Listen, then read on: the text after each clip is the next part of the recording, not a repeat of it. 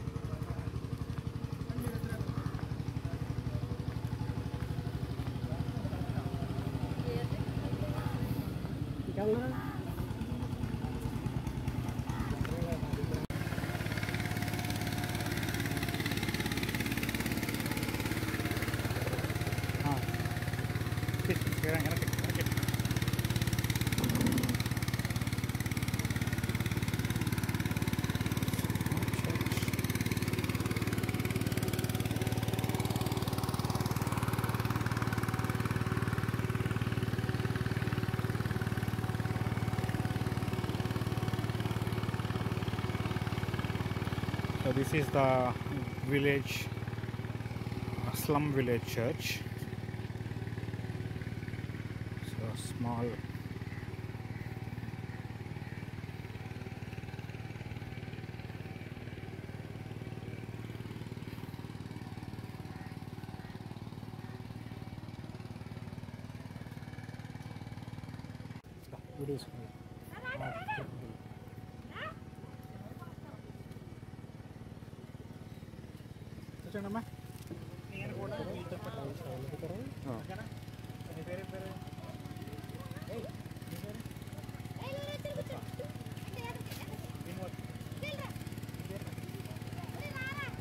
కూర్చోండి రా రా బాబు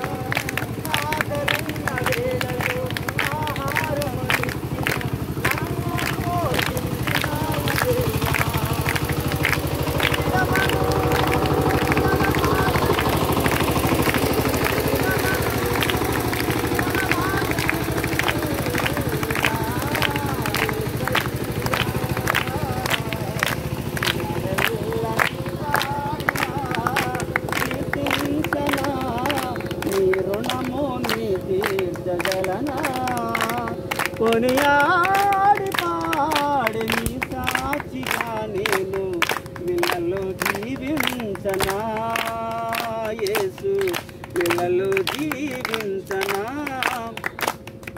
నా బలికి తన మందు నా సిలువుని మోసుతూ నిన్ను పోలి నేను నడుచుదను ఎనకున్నటి వాటి మరిసి ముందున్నటి వాటితో సకనముతో పరిగెట్టిదన్ నా బలికి తన మందు పోలి నేను నడిసిదన్ ఎనకున్నటి వాటి మరిసి ముందున్నటి వాటితో సకనముతో పరిగెట్టిదన్ ఉన్నటి పిలుపును బట్టి బహుమానము ఉన్నటి పిలుపును బట్టి బహుమానము నేను పొందాలని నిన్నవెల్లని పాడినా కీర్తించనా నీ రుణము నీ తీర్చగలనా పొనియాడి నీ సాక్షిగా నేను వినలో మహిమా ఎల్లప్పుడూ దేవునికి ఇచ్చెదము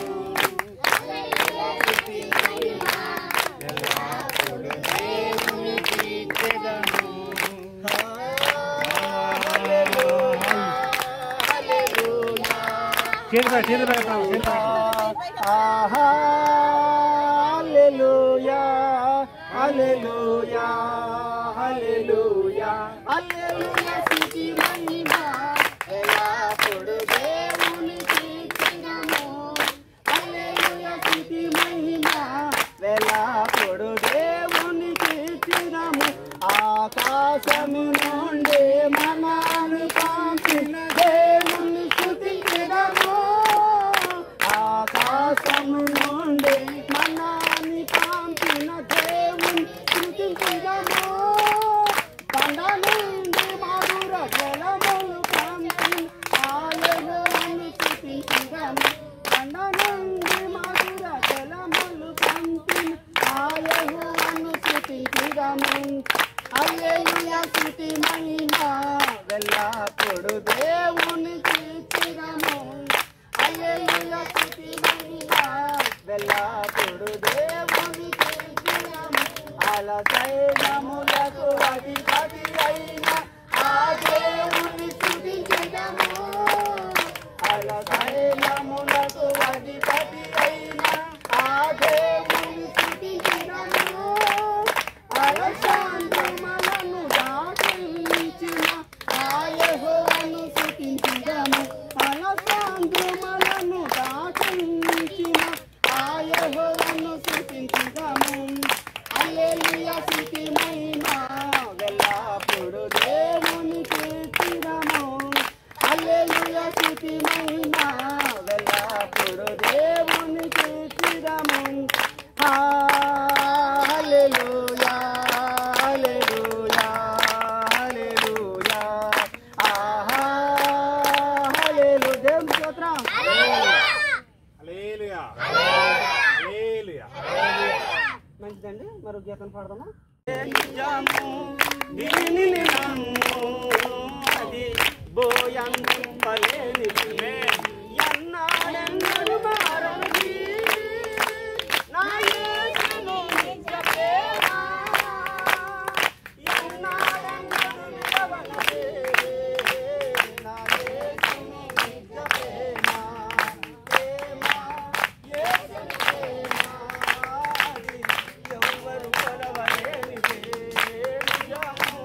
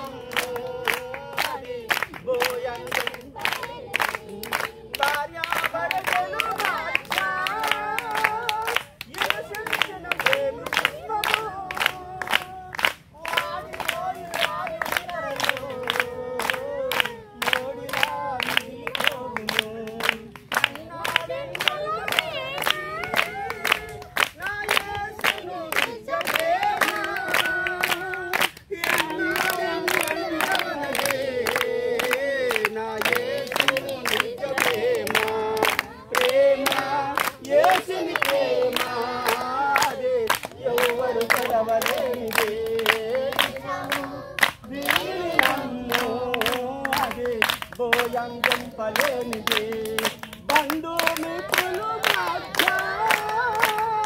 ఎలుగుతున్న ప్రేమ దీపము నూనె ఉన్న అంతకాలమే వెలుగునిచ్చి ఆరిపోవును ఎన్నాడెన్నడు మారనిది నా యేసును నిత్య ప్రేమ ఎన్నాడెన్నడు విడవనదే నా యేసును నిత్య ప్రేమ యేసుని ప్రేమ అదే ఎవ్వరు కలవలేనిది నిజము దీనిని నమ్ము అది దోయందింపలేనిది ధరణిలోన ప్రేమలన్నీయు స్థిరము కాదు తరిగిపోవును క్రీస్తు కలవరి ప్రేమ కడ వరకు ఆదరించును ఎన్నాడెన్నడు మారనిది నా యేసును నిజ ప్రేమ ఎన్నాడెన్నడు విడవనదే నా యేసును నిజ ప్రేమ ప్రేమ యేసుని ప్రేమ అది ఎవ్వరు కొలవలేనిదే నిజము దీనిని నమ్ము అది బోయందింపలేనిది హల్లెలూయా అందరూ చేయగలుగుతారు హల్లెలూయా దేవునికి స్తోత్రం దేవునికి స్తోత్రం దేవునికి స్తోత్రం ఆమేన్ ఆమేన్ పాము కరిస్తే ఎక్కడికి వచ్చేవారు మన దగ్గరికి వచ్చేవారు ఎంతమంది తెలుసా విషయం అది చెప్పగలుగుతా ఎంతమంది తెలుసు మన యానాదులు ఏం చేసేవారు అప్పుడు ఏం చేసేవారు వెంటనే పసరెట్టుకొచ్చి ఆ పసరని కలిపి నూరి ఆ పాము కాటు దగ్గర కట్టేవారు నోట్లో కూడా మందేసేవారు తద్వారా ఏమేది చెప్పండి సార్ ఆ పాట పడి చేసేవారు తర్వాత వాళ్ళకి ఏమయ్యేది పాము కాటేసింది ఒక వ్యక్తి కాటేసింది అనుకో అతనికి ఏమయ్యేది నయమయ్యేదా విషం ఇరిగేదా అవును నిద్రపోకుండా మీరందరూ కలిసి అప్పట్లో పాటలు పాడేవారు జాగారం అనేవారు దాన్ని జాగారం చేస్తే పొద్దున కల్లా ఒంట్లో ఉన్న విషం అంతా ఇరిగిపోయి బయటకు వచ్చేసేది తద్వారా మనిషి ఎలాగుండేవాడు సంతోషంగా ఆరోగ్యంగా ఉండేవాడు అంతేనా అదే విధంగా సరి జాగ్రత్త అర్థం చేసుకోవాలి అదే విధంగా సైతాను అన్న ఒక పాము విష సర్పం పరిశుద్ధ గ్రంథంలో దేవుడు ఏం చెప్పాడంటే సైతాను అన్న ఒక ఘట సర్పము పాము ఏం చేశాడంట మనిషి యొక్క ఆత్మనంట కాటేస్తుంది ఏమేస్తుంది చెప్పాలి గట్టిగా కాటేస్తే ఏమవుతుంది మనిషి చనిపోతాడు అదవుతుందా మనిషి గట్టి చెప్పాలి కాటేసింది ఎవరు ఏ పాము సాతాను అన్న ఒక ఘట సర్పము విష సర్పము ఎవరిని వేసింది ఆదాము అని ఒక మనుషుని వేసిందంట పరిశుద్ధ గ్రంథంలో దేవుడు ఏం చెప్పాడంటే ఆదాము మొదలుకొని భూమి మీద పుట్టిన ప్రతి మనిషి ఆదాము ఎలాగైతే పాపములో పడ్డాడో ఎలాగైతే ఆదాముని ఆ విష సర్పము అయితే ఘట సర్పము సాతాను మోసం చేసిందో మనం ఏమనుకుంటున్నాం మోసాన్ని పాము కాటు అనుకుంటున్నాం కదా ఇప్పుడు అలాగే మనల్ని కూడా కాటేసిందండి అదవుతుందా మన అందరికి మన ఒంటికి పాము కాటేస్తే మనకు అర్థం అవుతుంది దెబ్బ తగులుతుంది రక్తం వస్తుంది కాబట్టి మనం కంగారు పడతాం గాబర పడతాం భయపడతాం మళ్ళీ మన ఆత్మకి వేసిందంట పాము కాదు అర్థమవుతుంది మీకు అందరికి మోసం చేసి దేవుడి నుంచి మనల్ని దూరంగా చేసేసింది సో గతంలో కొన్ని చాలా సంవత్సరాల క్రితం మనవారు ఏం చేసేవారంటే పాము కాటుకి విరుగుడుగా పసర్లు ఎట్టుకొచ్చి పసర్లు నూరి వేసేవారు జాగారం చేసేవారు రాత్రి అంతా పగలకల్లా ఏమయ్యేది విషం అంతా ఇరిగిపోయేది ఆ వ్యక్తి ఎవరైతే పాము కాటేసిందో ఆ వ్యక్తి సంతోషంగా ఉండేది పరిశుద్ధ గ్రంథంలో ఏం చెప్పినాడంటే మీ గురించి నా గురించి విషసర్పమైన ఘట సర్పము పాము దేవుడి దగ్గరికి వెళ్లకుండా మన ఆత్మని చంపాలని కాటేస్తుంది. ఈ పాము ఏం చేస్తుంది? శరీరం చనిపోవడం కోసం కాటేస్తుంది. కానీ ఈ ఘట సర్పం ఏం చేసింది? మన ఆత్మ చనిపోవడం కోసం విషం కక్కింది. మనం నిజంగా చెప్పాలంటే మన తెగలవారు పాము కాటుకి పసరేసినట్లుగానే మన ఆత్మ కూడా పసరు కాదు. అర్థమవుతుందండి? పసరు అంటే ఆకు పసరు కాదు, జీవం పసరు. ఎవరు ఇస్తారు? యేసుక్రీస్తు మాత్రమే ఇవ్వగలరు. అవునా కదా? దేవునికి స్తోత్రం. అదవుతుంది మీకు అందరికీ. అంటే మీకు అర్థం అవ్వాలని చెప్తున్నాను. ఇది ఆత్మకి వేసిన ఈ యొక్క పాము కాటు, ప్రతి ఆత్మకి పట్టిన ఈ యొక్క విషం విరుగుడు కావాలంటే ఎవరు కావాలి చెప్పండి? యేసుక్రీస్తు మాత్రమే కావాలి. పరిశుద్ధ గ్రంథంలో ఇజ్రాయేలు ప్రజలంట పాపం చేసినప్పుడు పాములు వచ్చి ఇశ్రాయేలు ప్రజలు కాటేస్తున్నాయంట. కాటేస్తున్నప్పుడు మోషే వెళ్ళి దేవుడి దగ్గరికి వెళ్ళి ప్రార్థన చేశాడు. ఏం చేశాడు? దేవా, ఈ పాములు వచ్చి అందరినీ, విషసర్పాలు వచ్చి, ఘట సర్పాలు వచ్చి అందరినీ కాటేస్తున్నాయి, చనిపోతున్నారు. వీళ్ళకి రక్షణగా, అదేవిధంగా వీళ్ళకి ఒక శక్తిగా వీళ్ళకి రక్షణ కావాలి. వీళ్ళకందరికీ ఇక పాముల యొక్క బెడద నుంచి విముక్తి కావాలి. ఎవరికైతే పాములు కాటేసాయో వారికి స్వస్థత కావాలని చెప్పేసి మోషే వెళ్ళి దేవుడిని అడిగితే దేవుడు ఏమన్నాడంటే మోషే ఒక పని చేయి, నువ్వు ఇత్తడి తీసుకుని దాన్ని సర్పం తయారు చేసి ఈ కొండ మీద పెట్టు. కొండ మీద పెడితే ఎవరైతే ఆ సర్పాన్ని చూస్తారో, ఎవరికైతే పాము కాటేస్తుందో, ఏ పాము అయితే ఆదామును కాటేసిందో అటువంటి పాము ఈ ఇజ్రాయేలు ప్రజల్లో ఎవరినైనా కాటు వేస్తుంటే, కాటు వేసిన వారు విశ్వాసంతో ఈ యొక్క సర్పాన్ని చూడాలి. ఏ సర్పాన్ని? ఎత్తడి సర్పాన్ని చూడాలి. ఎత్తడి సర్పాన్ని చూసిన వారందరూ, పాము కాటు వేసిన వారందరూ స్వస్థత పడతారు, చనిపోరు. అర్థమవుతుందా మీకు? అమ్మా సరే పండమ్మా, ఆ పాపకి ఇచ్చేయండి అమ్మా. ఏంటి ఏం కావాలి పాపకి? సరే, ఏం కావాలి ఇక్కడ? ఏం కావాలి? సర్పము. ఏ సర్పం? ఇత్తడి సర్పం కావాలి కదా. మరి ఇప్పుడు ఇత్తడి సర్పం ఉందా? దేవుడు ఏం చెప్తున్నాడంటే యేసుక్రీస్తు సిలువ మ్రానుపై చనిపోయారు.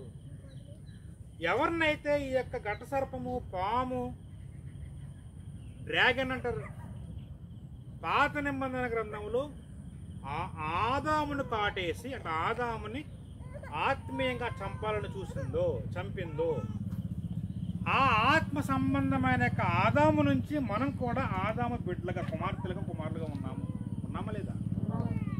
సో ఆ పాము కాటు మన మీద వేసిందా లేదా? వేసిందా? ఈ యొక్క ఆత్మకేసిన యొక్క పాము కాటు విరుగుడు కావాలంటే ఏం చేయాలి? ఇప్పుడు మనం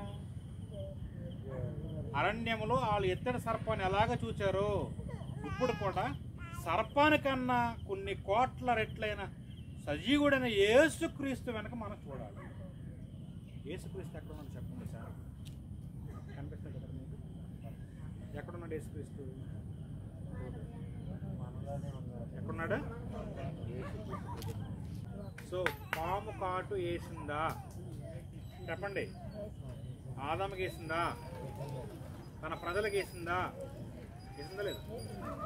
ఏం చేశారు వాళ్ళు? అప్పుడు ఎత్తడి సర్పం చూశారు. మనం ఏం చేయాలి? యేసుక్రీస్తునే అంగీకరించాలి, యేసుక్రీస్తునే నమ్మాలి, యేసుక్రీస్తునే విశ్వసించాలి. అర్థమవుతుందా? చాలామంది అనుకుంటారు, చాలామంది చాలామంది అనుకుంటారు మా కార్లు ఉన్నాయి, ఇల్లులు ఉన్నాయి, పొలాలు ఉన్నాయి, స్థలాలు ఉన్నాయి, పొలాలు ఉన్నాయి, మెద్దులు మేళ్ళు ఉన్నాయి, మాకు మీకేమున్నాయి అంటారా? ఏమున్నాయి మీకు? సర్వలోకాన్ని సృష్టించిన దేవుడు ఇక్కడ ఉన్నాడు. అర్థమవుతుందా? ఈ ఎకరం భూమి చాలా చిన్నది దేవుడి విషయంలో, 100 ఎకరాల భూమి చాలా చిన్నది దేవుడి విషయంలో, కారు చాలా చిన్నది దేవుడి విషయంలో. అర్థమవుతుందా మీకు అందరికీ? ఏముంది మనకి? ఆత్మీయ సంతోషం ఉంది. ఈరోజు మనం చనిపోతే దేవుని దగ్గరికి వెళ్తామన్న నమ్మకం మనకు ఉందా లేదా చెప్పండి? ఉందా? చాలా మందికి ఉందా? అది స్థలాలు ఉన్న వాళ్ళకి ఉందా? అది డబ్బున్న వాళ్ళకి ఉందా? మనకుందా లేదా? దేవుడు అంటే నీ నీ చేతి పనిని నేను ఆశీర్వదిస్తున్నాను. ఆమేన్. అవునా కదా? సో మనం మీ పూర్వీకులు ఎలాగైతే పసరేసి పాము కాటుకి విరుగుడిచ్చారో మనం కూడా ఆ పూర్వీకుల వచ్చిన సంతతి కదా. మనకున్న ఆత్మ సంబంధమైన పాము కాటుకి ఏమయ్యాలి? ఇప్పుడు పసరు ఎక్కడుంది? ఇప్పుడు దేవుడి దగ్గర. దేవుని స్తోత్రం. ప్రతిరోజు ఆ పసరను చదవాలి మనం. యెహోవా నా కాపరి, నాకు లేమి కలుగదని ఉంటుంది పసర. అదవుతుందా? పసర కన్నా గొప్పది. అవునా కదా? నీ రాకపోకలందు నుండి కాల్చి కాపాడుతాను అంటాడు పసర. వాక్యం. అవునా? నిన్ను ఆశీర్వదిస్తున్నాను అంటాడు ఈ పసర. వాక్యం. అదవుతుందా మీకంటే? మీ పిల్లల్ని నేను ఆశీర్వదిస్తున్నాను అంటాడు పరిశుద్ధ గ్రంథంలో. పసరు వాక్యం. నువ్వు చదివితే నీకు జ్ఞానం ఇస్తానంటాడు దేవుడు. అవునా? నీకు వ్యాధి వస్తే నేను స్వస్థపరుస్తున్నాను అంటాడు ఈ వాక్యం. నీ ఆత్మకి శాంతినిస్తాను. నీవు చనిపోతే నువ్వు నా దగ్గరకు వస్తావన్న ఒక భరోసాని ఇస్తున్నానని ఎవరు చెప్పారు చెప్పండి? అది దేవుడు వాక్యం. మనమేం చేయాలి? ఆ వాక్యాన్ని చదివి విశ్వసించాలి. 100% విశ్వసించాలి. నా పూర్వీకులు పసరేశారు, నేను కూడా ఈ పసరేస్తాను ఆత్మకి అని. వైద్యం చేసేది దేవుడు మాత్రమే. వైద్యులకు పరమ వైద్యుడు అతను. దేవునికి స్తోత్రం. ఇప్పుడు వచ్చాము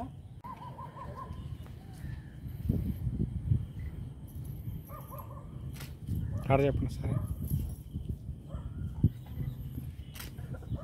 సరే బైబిల్ పట్టు.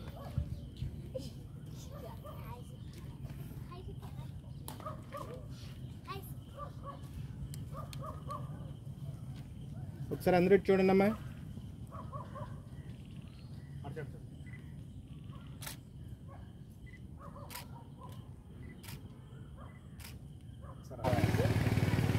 పరలోకపు తండ్రి, ప్రభువైన యేసుక్రీస్తు వారి యొక్క అతి శ్రేష్ఠ నామములో బిడ్డలందరినీ మీ సన్నిధికి తీసుకొచ్చి వందనాలు చెల్లిస్తున్నాము.